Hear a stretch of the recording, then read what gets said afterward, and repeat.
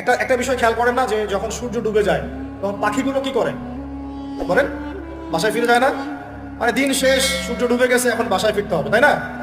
এভাবে আল্লাহ পাক রমাদান দিয়েছেন আমাদেরকে, কেন জানেন?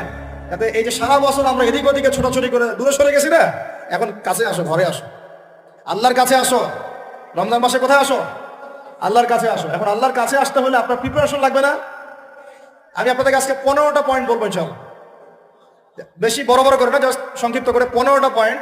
এই পয়েন্টগুলো আমাদেরকে রমাজানের আগেই নিজের মাথায় ঢুকাইতে হবে। পাক্কা নিয়াত করতে হবে আল্লাহ পাকের জন্য। আমাকেও তৌফিক দেন, আপনাদের সবাইকে তৌফিক দান করুন।